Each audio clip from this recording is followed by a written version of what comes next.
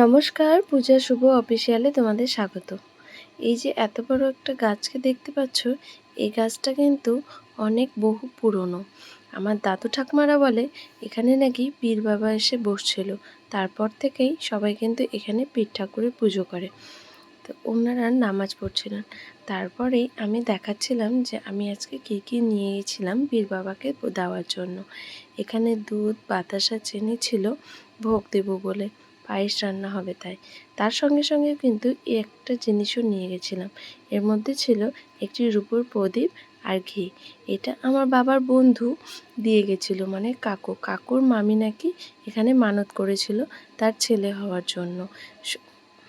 অনেক দিনই করেছিল, কিন্তু সেরকমভাবে দিয়ে ওঠার সময় হয়নি, তো কাকুর হাতে পাঠিয়ে দিয়েছে।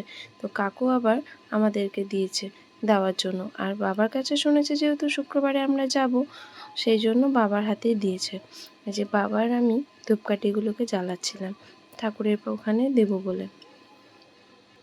আর ছোটোবেলা থেকে কিন্তু এই পীর ঠাকুরকে আমি খুব ভালোভাবে মানি, খুব জাগ্রত। এই ঠাকুরের কাছে কিন্তু মন থেকে যা মানত করবে তাই পূরণ হয়। তো আমি কিন্তু যে করেছিলাম আমার বাবুকে নিয়ে, তো সেটাও পূরণ হয়েছে। সেই জন্য আজকে আমি এসেছি পীর ঠাকুরকে সিন্নি দিতে। আমার ধূপকাঠি আর প্রদীপ জ্বালানো হয়ে গেছে, এবার ঠাকুরকে দেব। আর আমার বাবা বলছিল যে ব্যাগের মধ্যে যতগুলো বাতাসা আছে সবগুলো দিয়েছি, না কিছু আছে। তো আমি বলেছি যেগুলো বাবুর জন্য নিয়ে আসা হয়েছিল সবগুলো দিয়েছি। আর আমার বাবুর জন্য বাতাসা মানসিক করেছিল আমার মা, যে আমার বাবুর ওজন যতটা হবে বাতাসাও তত কিলোই দেবে। এরপর ঠাকুরের জন্য আমি কিন্তু সিঁদুর নিয়ে গেছিলাম। তো সিঁদুরটা আমি ঠাকুরের ওখানে দিয়ে দিচ্ছিলাম। আর পাশে আমার বাবু কিন্তু আমার পিছু কিছুতেই ছাড়ছিল না, ও দেখছিল মা এগুলো কী করছে। আমার বাবুকে প্রথম আমি পীর বাবার কাছে নিয়ে গেছিলাম। এই প্রিয় স্থানটা কিন্তু আমার বাবার বাড়ির খুব কাছেই, প্রায় হেঁটে 5 মিনিট মতো লাগে। আর আমি এতদিনও বাবার বাড়ি এসে বাবুকে নিয়ে যাইনি, কেননা আমার কাকি শাশুড়ি মারা যাওয়ায় আমাদের কালছুট ছিল, সেই জন্য আমি আর নিয়ে আসিনি বাবুকে। তো 1 বছর হয়ে গেছে কালছুট পার হওয়াতে। তো আমি ঠিক করছিলাম যে এবার যখন আসছি তাহলে সিন্নি প্রসাদটাও দিয়ে আসি আর বাবুকে প্রণাম করিয়েও নিয়ে আসি।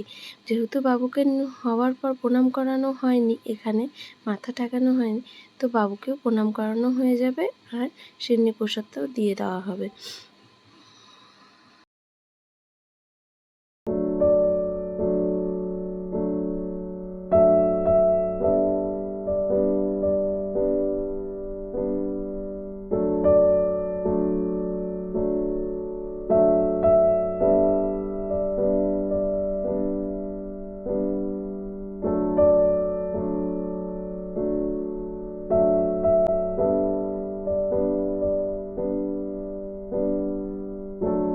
আর আমি যখন ঠাকুরকে প্রদীপ দেখাতে চাইছিলাম, তখন কিন্তু আমার বাবু আমার কাছেই আসতে চাইছিল।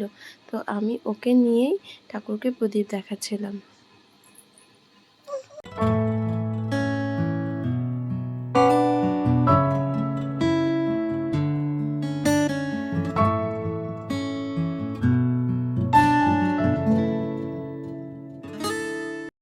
প্রদীপ দেখানোর পর বাবুকে একটু আমি প্রণাম করিয়ে নিচ্ছিলাম, আর আমিও প্রণাম করে নিচ্ছিলাম ঠাকুরের কাছে।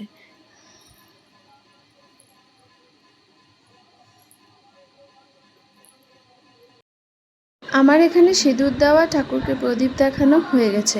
এবার বাবুকে নিয়ে ভেতরে যাব, ভেতরে প্রদীপ দেখাবো, ধূপকাঠি দেখাবো। তো আমরা এবার উপরে যাচ্ছিলাম পীর বাবার কাছে প্রদীপ দেখাবো সেই জন্য। তো দেখো ভেতরটা কেমন সেটা তোমাদের দেখাবো।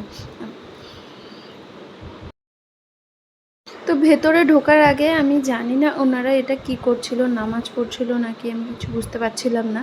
তো ওনারা যখন আমাকে ভেতরে ঢুকতে বলে, তার আগে ওনারা সামনে একজন নামাজ পড়ছিল মনে হয়, আমি তো সে তো বুঝতে পারছি না কি বলছে ওনারা। তো উনি যাওয়ার পরেই আমরা ভেতরে ঢুকছিলাম। তো উনি সামনে সামনে যাচ্ছিলো, তারপরে আমরা পেছন পেছন যাচ্ছিলাম। তো গোটাটা এটা হচ্ছে বাঁধানো আছে, দেখো পুরনো, কিন্তু অনেকটা পুরনো। তো অনেকটা জঙ্গল হয়ে গেছে, আর এই গাছটা কিন্তু অনেক বহু পুরনো। তো তো বাবুকে দাঁড় করিয়ে আমি ওখানে প্রদীপ দেখাচ্ছিলাম। আমি এদিকে প্রদীপ দেখাচ্ছিলাম আর ওনাকে দেখো, উনি প্রায় শুয়ে পড়ে প্রণাম করছিল, হয়তো আমি জানি না কি করছিল, কিন্তু উনি অনেক শুয়েই পড়ছিল ওখানে। তো আমার বাবুকে আমি বলছিলাম বাবু প্রণাম করার জন্য, তো ও তো ছোটো, ও তো বোঝে না, তো আমি ওকে নিয়ে তারপর ভালোভাবে প্রণাম করিয়েছিলাম। তারপরে অনেকটা সন্ধ্যা হওয়ার পর কিন্তু ওখানে পায়েস বসানোর জন্য সব কিছু জিনিস রেডি হচ্ছিলো। আর বাবা বলছিল অনেকটা সন্ধ্যা হয়ে গেছে, তা বাবুকে নিয়ে আর থাকতে নিষেধ করছিল, তা আমরা চলে আসছিলাম। তো ওখানে কী কী ওখানে নিয়েছিল সেগুলো তোমাদের দেখাচ্ছি, চলো। ওনারা বাড়ি থেকে কিন্তু দুধ, চাল, চিনি আনছিল বা অনেকে দিয়েছিল। আর আমরা যেগুলো নিয়ে গেছিলাম সেগুলো কিন্তু এই যে বাবা ধরে আছে হাতে, বাবা ওগুলো বের করে দিচ্ছিল। পায়েস ওখানে বসাচ্ছিল আর আমার বাবাও ছিল। তো আমরা আর ওখানে বেশিক্ষণ থাকিনি, অনেকটা কিন্তু সন্ধ্যা হয়ে গেছিলো। তো বাবা বলেছিল বাড়ি যাওয়ার জন্য, আমরা বাড়ি চলে আসছিলাম। বাবা বলছে আমি সব কিছু পরে ঠিকঠাকভাবে গুছিয়ে নিয়ে চলে আসবো। এখন প্রায় 8:30 মতো বাজে। বাবুকে খাইয়ে দাইয়ে ঘুম পাড়িয়ে দিয়েছি। আর বাবা একটা ছোট্ট জিনিস নিয়ে গেছিলো, কেটলি বলতে পারো। তো যেটুকু ধরেছে সেটুকুই নিয়ে আসছে। তো আজকের মতো ভিডিওটি এইটুকুই, টাটা।